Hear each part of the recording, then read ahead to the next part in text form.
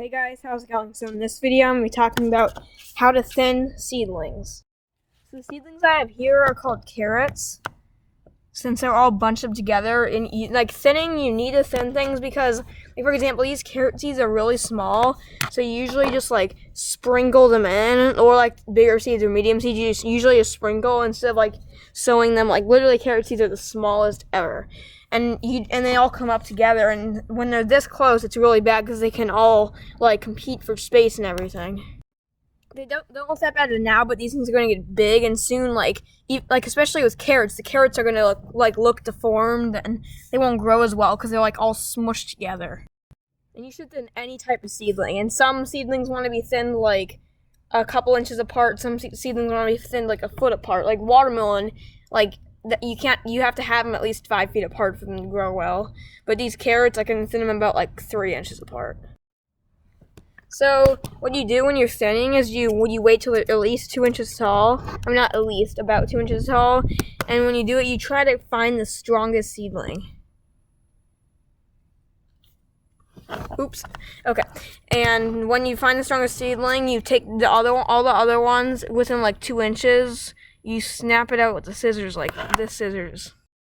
Also, like when you're starting in seed trays or starting seeds, you want to put like 2 seeds in each pot to make sure at least one germinates. But if they all germinate, then you have 2 seeds per pot, so you have to thin it or transfer it somewhere else. So when you thin, you could just pull them up from the roots, but that could disturb the root system as other plants because they're so close together. So I'm just going to use a scissors and snip the tops off, and then they'll die because the seedlings, you can't just snip the tops off because they only have roots left, no shoots or leaves or anything like that. So when you thin your carrots, you want to go like in here and see how this one's not as strong as this one, or this one's a little bit stronger. So I just go down like under here, like right there, and I just snip it like that. And that's how you thin them. And you just thin them until they're at least like 3 inches apart. It's different for other plants though. And when you thin them, you shouldn't throw like the thins away because you can easily just compost them, or you can just leave them in the soil and they can decompose and add some nutrients to your other plants. And also, you can tell I sewed these ones in a row because they're like exactly straight. So anyway, that's how you thin seedlings. I'm just using carrots as an example.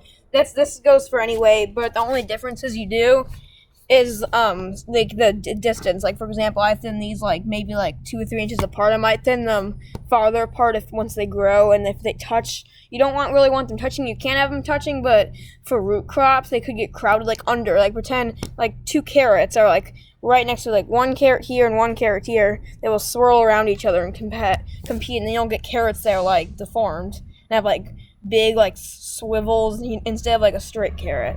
And it's also not healthy for the carrot. It might not taste as good either. So anyway, that's how you thin seedlings. I hope you enjoyed it. I hope you learned something. Make sure to subscribe if you haven't already. Comment below if you have any questions, comments, or suggestions. And I will see you in the next video. Bye.